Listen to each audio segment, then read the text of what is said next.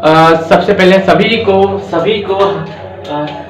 नव वर्ष की हार्दिक शुभकामनाएं। सबसे पहले सभी भाइयों को, बहनों को, मेरे दोस्तों को नव वर्ष की हार्दिक शुभकामनाएं, हैप्पी न्यू ईयर। देखिए कुछ नया अनाउंसमेंट मैं करने आया हूँ। मेरा मेंस का एग्जामिनेशन है 28 ऑफ जनवरी से, ठीक, 28 ऑफ जनवरी से मेंस का एग्जामिनेशन है यूपीपीसी से।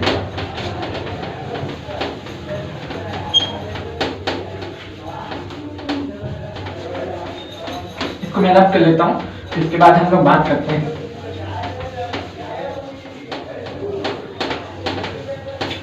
जस्ट सेकेंड, आप सभी रुकिए, थोड़ा सा मैनेज करिए, 2 मिनट के लिए सही, अभी हो जाएगा ये।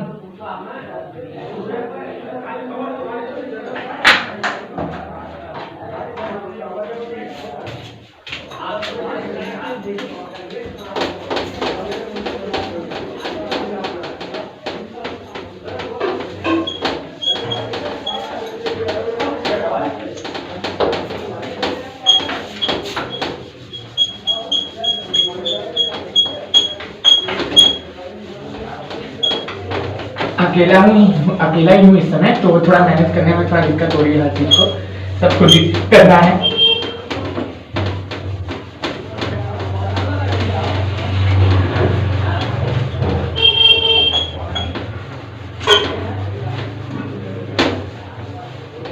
हाँ, अब देखिए बात करते हैं। सबसे पहले सभी को हैप्पी न्यू ईयर और नए साल की हार्दिक शुभकामनाएं। देखिए मेरा 28 जन 2022 से मेरा यूपीपीएससी का मेंस एग्जामिनेशन, ठीक है। उसके पहले मैं कुछ बताना चाहता हूँ। देखिए मैं एनसीईआरटी की सीरीज शुरू कर रहा हूँ, हिस्ट्री और प्लस ज्योग्राफी, ये 2 सब्जेक्ट में लेके चलूंगा। आपको 2 क्लासेस देने मिलेंगी, हिस्ट्री प्लस ज्योग्राफी। इसको हम लोग जल्दी से जल्दी क्लास 12 तक खत्म कर देंगे। देखिए क्लास 6th to 12 मैं पूरा कंप्लीट करा दूंगा, एनसीईआरटी, हिस्ट्री प्लस ज्योग्राफी, ठीक। साथ साथ में इकोनॉमिक्स भी लेते हुए चलेंगे, ताकि हमारा जो यूपीएससी का एग्जाम है 5 जून को, उससे पहले हम लोग पूरा अपना सिलेबस खत्म कर सकें। क्योंकि 6 to 12 अगर हम लोग इसको कंप्लीट करने का तो हमें बहुत फायदा मिलेगा। कम से कम इससे हमारे 20 क्वेश्चन 25 क्वेश्चन के आसपास कवर हो जाएंगे। 20-25 क्वेश्चन बहुत होते हैं यूपीएससी एग्जामिनेशन में, ठीक है। तो इससे हमारे कम से कम नहीं तो 20 से 25 क्वेश्चन हमारे कवर हो जाएंगे। तो हम इसलिए कल से एनसीईआरटी शुरू करेंगे। आज हम लोग लेके आए हैं मॉनेटरी पॉलिसी, भारत सरकार की जो आरबीआई के द्वारा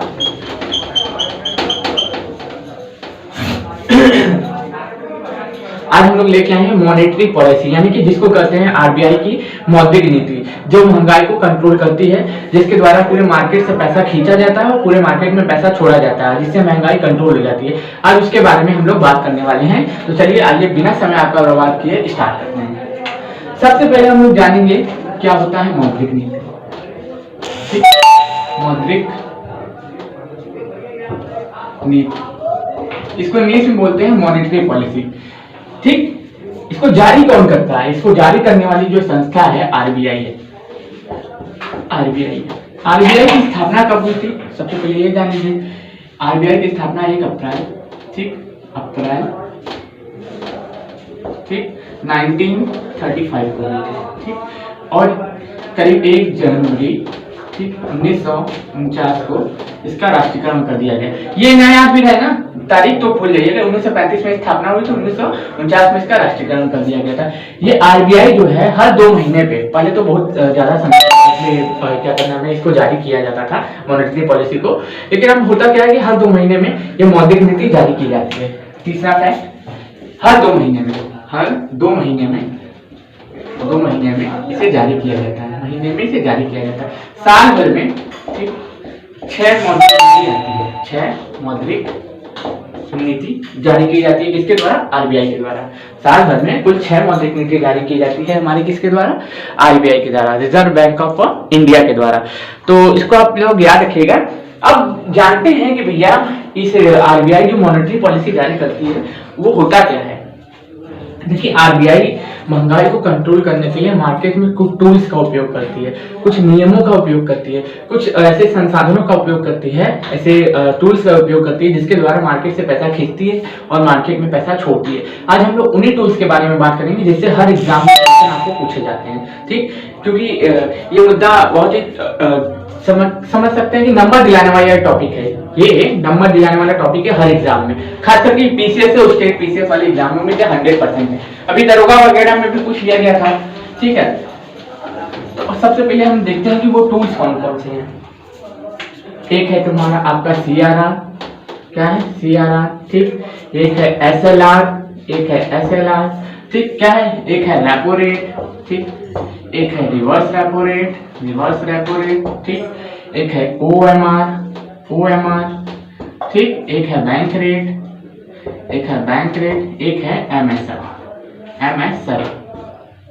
अब ये इतने टूल्स की मदद से आरबीआई मार्केट से पैसा खींचती है और मार्केट में क्या करती है, पैसा छोड़ती है और महंगाई कंट्रोल हो जाती है इन्हीं सब का उपयोग करके। अगर cash reserve issue, स्टेटरी liquidity issue, repo rate, reverse repo rate, open market operation, bank rate और मार्जिनल स्टैंडर्ड फैसिलिटीज का ये फुल फॉर्म नाम है। तो इनसे क्वेश्चन फुल फॉर्म से नहीं बनते, क्वेश्चन के अंदर डीप जाके बनते कि ये क्या होता है। पूछेगा आपसे भैया सीआरआर क्या होता है, आपसे पूछेगा एसएलआर क्या होता है, आपसे पूछेगा रेपो रेट क्या होता है, आपसे पूछेगा रिवर्स रेपो रेट क्या होता है, आपसे पूछेगा ओएमआर क्या होता है, आपसे पूछेगा बैंक रेट क्या होता है, आपसे पूछेगा मार्जिनल स्टैंडर्ड फैसिलिटी क्या होती है। देखिए आपको सभी को पता है कि हम जब भी बात करते हैं इकोनॉमिक्स की तो हिंदुस्तान में खोला गया सबसे पहला जो बैंक था वो था हिंदुस्तान, ठीक। Hindustan limited, limited bank of India, Hindustan limited bank of India. ये खोला गया था कब, 1770 में। हिंदुस्तान की धरती पे खोला गया पहला बैंक जो था उसका नाम था Hindustan limited bank of India. फिर धीरे धीरे करके बैंकों की संख्या बढ़ती गई और फिर बैंकों को रेगुलेट करने के लिए एक कानून बना जिसे कहते हैं आरबीआई का, जो 1934 का एक्ट बना, ठीक। एक्ट बना, ये बैंकों को कंट्रोल करने के लिए कानून बना। वो कानून बना, उसको लीड करने वाली कोई बैंक बनी तो उस लीड करने वाली बैंक को ही क्या कहते हैं, आरबीआई कहते हैं। क्या कहते हैं, उस लीड करने वाली बैंक को ही क्या कहते हैं, आरबीआई कहते हैं, ठीक। और फिर आपको पता है कि लीड करने के लिए बैंक की स्थापना की गई, उसी को क्या कहते हैं, आरबीआई कहा जाता है। अब तो बात करते हैं हम लोग थोड़ा सा इस पे आ जाते हैं, थोड़ा सा इस पे चर्चा करते हैं कि भैया ये सीआरआर क्या होता है, एसएलआर क्या होता है और रिवर्स रेपो रेट क्या हो और रेपो रेट क्या होता है। बैंकों का इतिहास मैं आपको पढ़ा दूंगा, ठीक। उससे पहले आज हम लोग का टॉपिक है मौद्रिक नीति, जो साल भर में 6 बार जारी की जाती है, हर 2 महीने में आरबीआई जारी करती है। इसके माध्यम से सरकार या फिर हम बोल सकते हैं आरबीआई मार्केट में पैसा छोड़ती है और पैसे को वापस से अपने पास खींच लेती है, इसी की मदद से, इसी टूल्स की सहायता से। तो अब हम लोग डायरेक्ट इस पे बात करते हैं बिना आपका समय बर्बाद किए। अब देखते हैं सीआरआर क्या होता है। सबसे पहले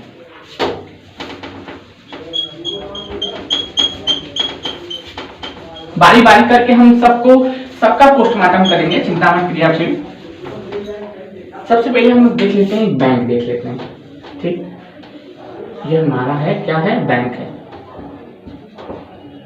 ठीक। ये बैंक है और यहाँ पे एक जनता है, ठीक। यहाँ पे एक जनता है, एक पब्लिक है, कोनो भी हाथ पैर चलेगा, यहाँ पे एक जनता है और यहाँ पे हमारा बैठी है कौन, आरबीआई, आरबीआई। यहाँ पे क्या बैठी है, हमारी आरबीआई बैठी है। हमारे पास 100 रुपया था, मान लीजिए, अब सीधा मान लीजिए हमारे पास 100 रुपया था, मेरे पास 100 रुपया था। हम यहाँ से लेके गए बैंक में 100 रुपया जमा कर दिए, यहाँ से लेके गए और बैंक में ले जाके 100 रुपया जमा कर दिए, बैंक में ले जाके 100 रुपया जमा कर दिए, ठीक। तो इसका कुछ पैसा ये सिक्योरिटी के रूप में आरबीआई के पास रखेगी। कितना रखेगी वो डिसाइड करता है कि हर 2 महीने में नीति आती है तो उसमें परिवर्तन किया जाता है। मान लीजिए 3.5% के आसपास है, हम 3.5 क्यों माने, हम 4 मान लेते हैं ताकि हम लोग गरीब आदमी हैं, ठीक। हम लोग गरीब आदमी हैं तो हम लोग को समझने के लिए 3-4 रुपया काफी होता है, 3.5 रुपए में हम लोग खेल जाएंगे, ठीक। मान लीजिए हमने 100 रुपया बैंक में जमा किया तो बैंक वाला क्या करेगा, बैंक वाला 100 रुपए में से 4 रुपया कहाँ रख देगा, इसकी झोली में डाल देगा, सिक्योरिटी के रूप में, ठीक। सिक्योरिटी के रूप में 4 रुपया इसके पास जमा कर दिया और 96 रुपया इस अपने पास रखे रहा, ठीक। 96 रुपया अपने पास रखे रहा। अब होगा क्या, 100 रुपया हमें मिला था, 4 रुपया हम बैंक के पास जमा कर दिए, बैंक 4 रुपया आरबीआई के पास जमा कर दिए, तो आरबीआई क्या उस पर हमें ब्याज देगी? क्वेश्चन ये भी बनेगा, और क्वेश्चन ये भी बन सकता है कि आरबीआई ब्याज देगी कि नहीं देगी। तो सबसे पहली बात, एक सिक्योरिटी के रूप में रखा जा रहा है तो आरबीआई इस पे ब्याज नहीं देगी। अगर मान लीजिए कल के दिन ये बैंक भाग जाएगी तो वो सिक्योरिटी के रूप में जो पैसा है आरबीआई को चुकाना पड़ेगा, किसको? जनता को। इसीलिए बैंकों का जो 4 रुपया है ये रखा जाता है किसके पास? आरबीआई के पास। अब ये बात सीधा सीधा समझते हैं, मेरे पास 100 रुपया है, हमने बैंक में 100 रुपया जमा किया, तो उसका 4% बैंक कहाँ जमा कर देगी? आरबीआई के पास। कौन से रूप में? सिक्योरिटी के रूप में। क्यों? अगर बैंक के भाग गई तो उसका भुगतान कौन करेगी? आरबीआई करेगी। अब देखिए 4 रुपया बहुत कम लग रहा है आपको, जब टर्नओवर 4000 करोड़ का 5000 करोड़ का होता है तो ये 4% भी बहुत ज्यादा हो जाता है। तो बैंकों का विवाद रहता है कि भैया हम इसके पास पैसा रख देते हैं 4 रुपया, ठीक, 4 रुपया रख देते हैं, 4%, इसका हमें कोई ब्याज तो मिलता नहीं है, तो इससे फायदा क्या है? फायदा बैंक को क्या है मालूम है?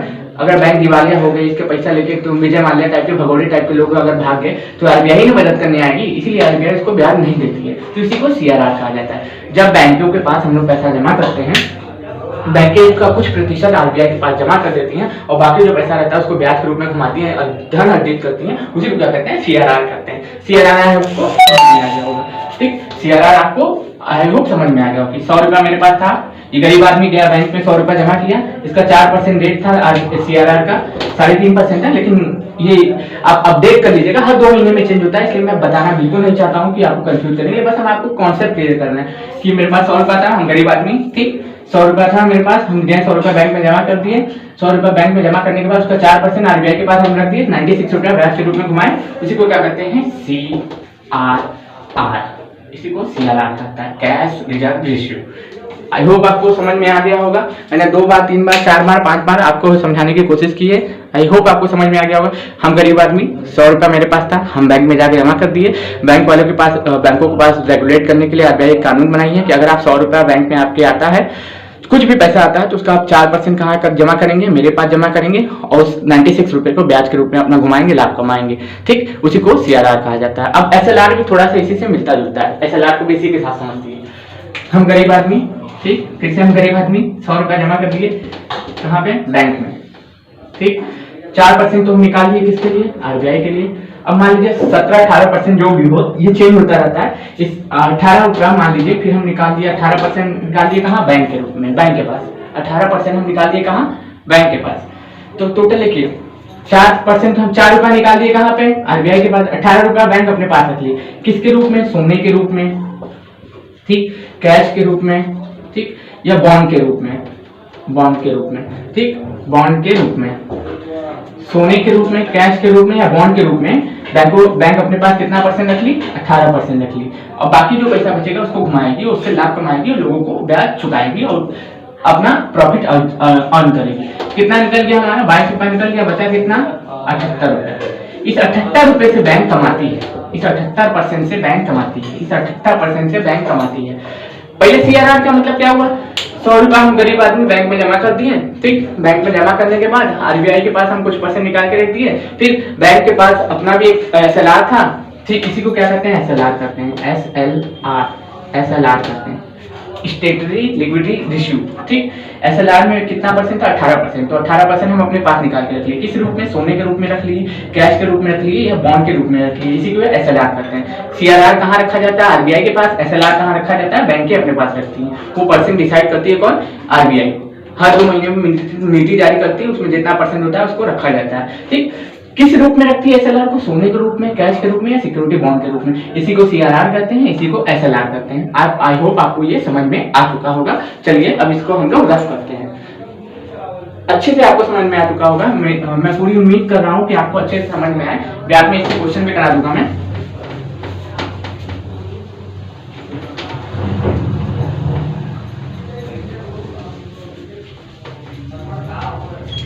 सीआरआर हो गया, एसएलआर हो गया, अब हम बात करेंगे बैंक रेट, बैंक रेट, ठीक। एक तो सबसे पहली बात कि ये बैंक रेट जो होता है, चलिए पहले हम लोग रेपो रेट पे आ जाते हैं, ठीक, रेपो रेट पे आ जाते हैं, रेपो रेट, ठीक। ये रेपो रेट क्या होता है? तत्काल अगर बैंक को किसी चीज के बहुत ज्यादा धन की आवश्यकता हो गई, तत्काल अगर बैंक को बहुत ज्यादा पैसे की आवश्यकता हो गई तो बैंकें कहाँ जाएंगी? आरबीआई के पास। कहाँ जाएंगे बैंक? ये बैंक है, ठीक, BANK, चलिए ठीक है, BKK, ये बैंक है। और ये रेपो रेट मैं आपको समझा रहा हूँ। तत्काल बैंक को पैसे की आवश्यकता होगी तो बैंक कहाँ गई? आरबीआई के पास, आरबीआई के पास, ठीक, लोन लेने, ठीक। शॉर्ट टर्म अवधि का लोन होगा, 15 दिन से कम अवधि का लोन होगा, ठीक। शॉर्ट टर्म लोन होगा, 15 दिन से कम अवधि का लोन होगा, मिनिमम 14 दिन और 15 दिन के अंदर में आपको पैसा चुकाना होगा, ठीक। इसको छोड़ दीजिए 14-15 दिन। आप ये समझिए कि रेपो रेट का मतलब होता है जब बैंकें शॉर्ट टर्म अवधि के लिए आरबीआई से उधार लेती हैं, आरबीआई से लोन लेती हैं, उसे क्या कहते हैं? रेपो रेट करते हैं। और हो सकता है इसका ब्याज दर ज्यादा हो क्योंकि शॉर्ट टर्म अवधि के लिए ले रहे हैं आप, एक नाइट के लिए भी हो सकता है, 15 दिन से कम अवधि के लिए होता है, एक नाइट के लिए, 1 घंटे के लिए, सुबह शाम के लिए, कितने भी कम अवधि के लिए ये लोन हो सकता है। इसी को क्या कहते हैं? रेपो रेट कहते हैं। जब बैंकों को बहुत ज्यादा धन की आवश्यकता होती है, मतलब कोई उनको दिखाई नहीं दे रहा है कि हम कहाँ जाए, पैसा लेने कहाँ जाए, तो आरबीआई के पास जाएंगे, ठीक, अपना बॉन्ड वगैरह रखेंगे, उसके बदले में आरबीआई क्या देगी? उनको लोन दे देगी। उसी को क्या कहते हैं? रेपो रेट कहते हैं। रिवर्स रेपो रेट क्या होता है? Reverse repo rate, reverse repo rate, reverse repo rate, ठीक। रिवर्स रेपो रेट ठीक इसका ठीक उल्टा होता है। अब मान लीजिए आरबीआई मौद्रिक नीति जारी की और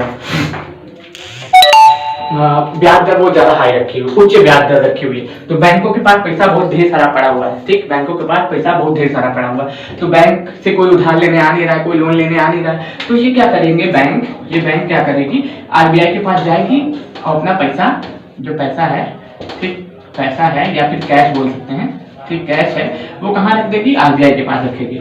बोलेगी भैया आरबीआई से कहेगी भैया मेरे पास पैसा थोड़ा ज्यादा है, ये लो मेरा पैसा उसा लो, इसके बदले में हमें जो मन करे वो अपना आप ब्याज हमें देना।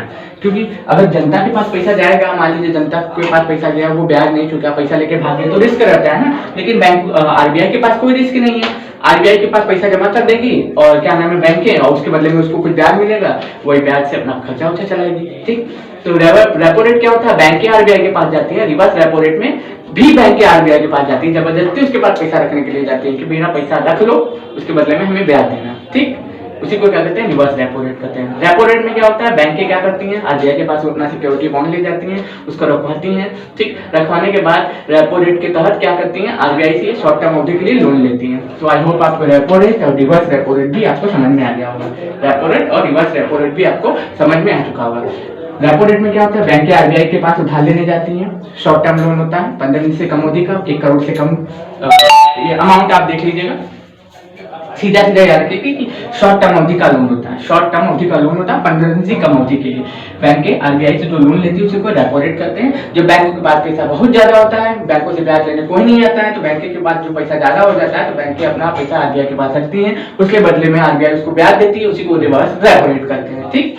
तो आपको ये भी समझ में आ चुका होगा मेरे हिसाब से।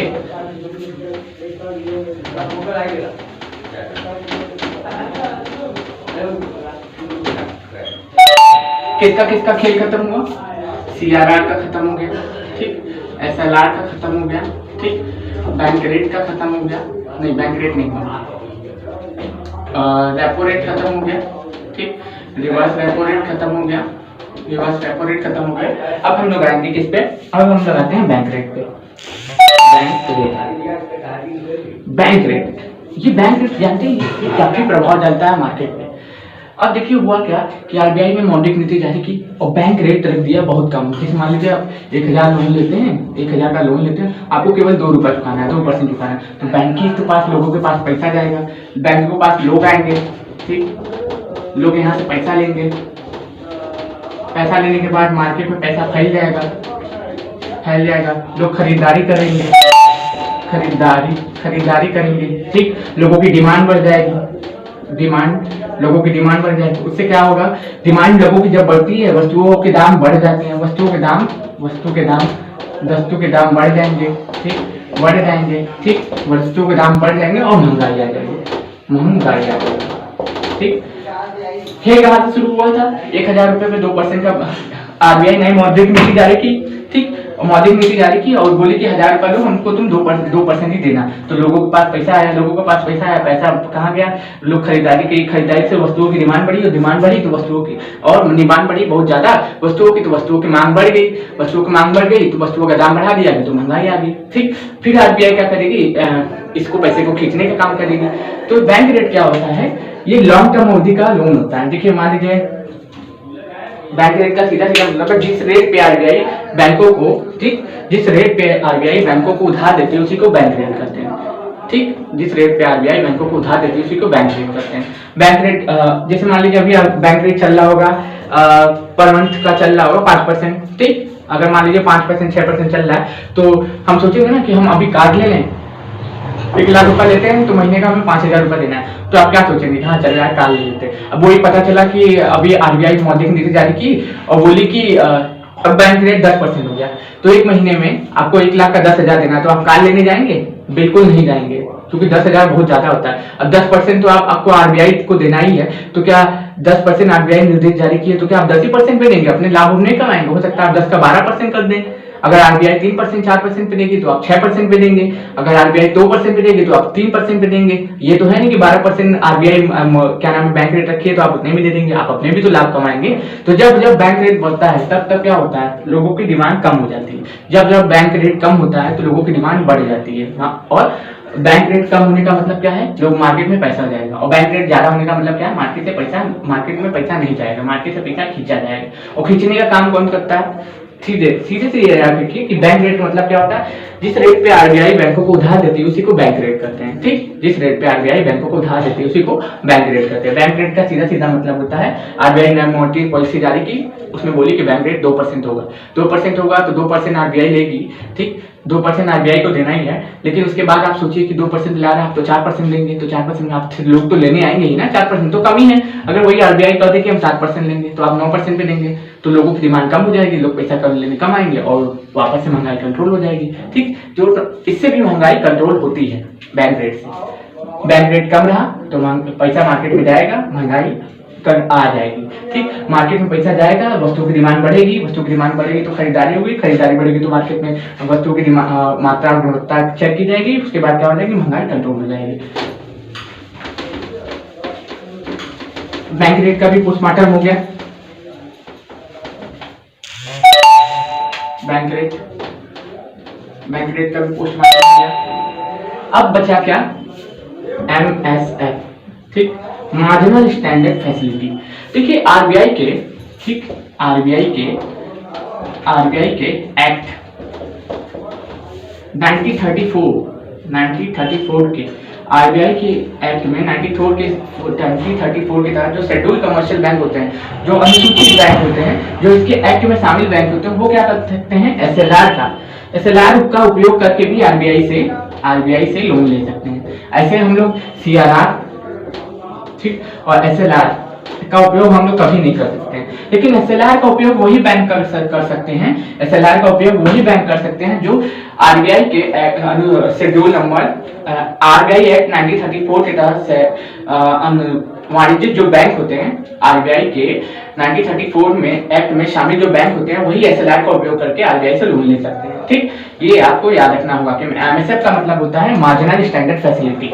ये कुछ ऐसे शेड्यूल कमर्शियल बैंक होते हैं जो एसएलआर का उपयोग करके आरबीआई से लोन लेते हैं, उसी को क्या कहते हैं, एमएसएफ करते हैं। कौन से एक्ट में शामिल होते हैं वो बैंक के, 1934 आरबीआई के एक्ट 1934 में शामिल जो कुछ बैंक होते हैं वो इसका उपयोग करके एसएलआर का बैंकों से लोन लेते हैं, उसी को क्या कहते हैं, मार्जिनल स्टैंडर्ड फैसिलिटी कहते हैं। ठीक, इतना चीज आपको समझ में आ गया होगा। ठीक, आई होप आपको समझ में आया होगा।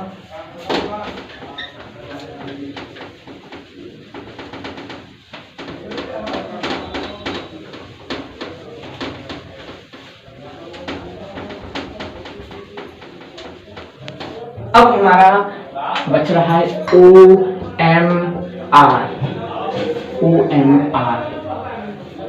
अब सोचिए कि बैंक रेट कम रही, अब क्या हुआ कि बैंक रेट बहुत कम रही, बैंक रेट बहुत ही ज्यादा कम रखे हम बोल दिए बैंक रेट हमारा क्या रह गया, बैंक रेट हमारा हो गया कितना, 2%। बैंक रेट हमारा 2%। मार्केट से पूरा का पूरा पैसा, आरबीआई से बैंकों से पूरा का पूरा पैसा कहाँ चला गया, बाजार में चला गया। ठीक, बाजार में चला गया। बाजार में लोग क्या करने लगे, खरीदारी करने लगे, खरीदारी करने लगे, खरीदारी करने लगे। खरीदारी करते करते करते करते पूरा का पूरा पैसा मार्केट में फैल गया। क्या फैल गया, पैसा फैल गया। अब इस पैसे को हम खींचेंगे कैसे, तो इस पैसे को खींचने के लिए क्या करती है पता है, एक सिक्योरिटी बॉन्ड जारी करती है। इतना बड़ा एक बॉन्ड होता है, उस पर लिखा रहता है भारत सरकार, उस पर लिखा रहता है गवर्नमेंट ऑफ, ठीक, गवर्नमेंट ऑफ इंडिया लिखा रहता है, गवर्नमेंट ऑफ इंडिया लिखा रहता है।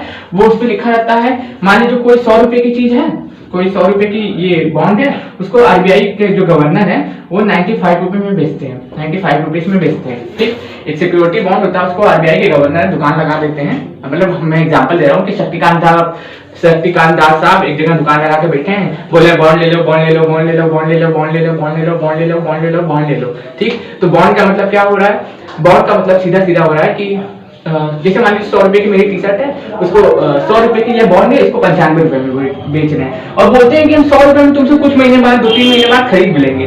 तो सोचिए, ये तो हम लोग 100 रुपए का एग्जाम्पल ले रहे हैं, ये लाखों करोड़ों अरबों खरबों का टर्नओवर होता है। तो लोगों के से धीरे धीरे कर करके सब सोचते हैं कि अरे कोई सब भाग जाएंगे, लेकिन आरबीआई कहाँ भागने वाली है, आरबीआई तो भागने वाली है नहीं। तो सिक्योरिटी बॉन्ड के द्वारा, इस बॉन्ड के द्वारा, ओएमआर के द्वारा क्या करते हैं, बैंकें जितना भी पैसा होता है मार्केट से वापस से खींच लेती है, महंगाई वापस से क्या हो जाती है, कंट्रोल हो जाती है, ठीक। क्योंकि इस समय अगर वस्तुओं की डिमांड बढ़ रही है तो डिमांड बढ़ती है तो उसका दाम भी बढ़ जाता है। यार कि डिमांड एंड सप्लाई का रूल होता है, जब किसी वस्तु का दाम कम होता है तो उसकी डिमांड बढ़ती है, जब उसकी डिमांड बहुत ज्यादा बढ़ जाती है तो उसका दाम बढ़ जाता है, और उसका दाम बढ़ जाता है तो उसको कंट्रोल करने के लिए, उसी को कंट्रोल करने के लिए आरबीआई क्या करती है, मार्केट से पैसा खींच लेती है। मार्केट से पैसा खींच लेती है तो उससे क्या हो जाता है, महंगाई कंट्रोल हो जाती है। क्योंकि जानते हैं कभी कभी ऐसा होता है, देखिए वस्तुओं की आपूर्ति करने का काम तो सरकार का होता है, लेकिन महंगाई को कंट्रोल करने का काम किसका होता है, आरबीआई का होता है। तो याद रख लीजिएगा, ओएमआर का सीधा सीधा मतलब है आरबीआई के शक्तिकांत दास, आरबीआई के गवर्नर है।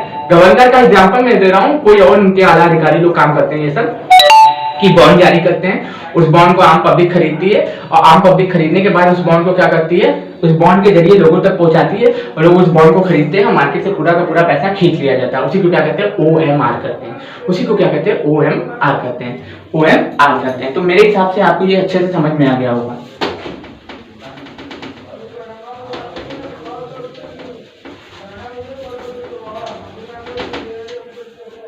OMR,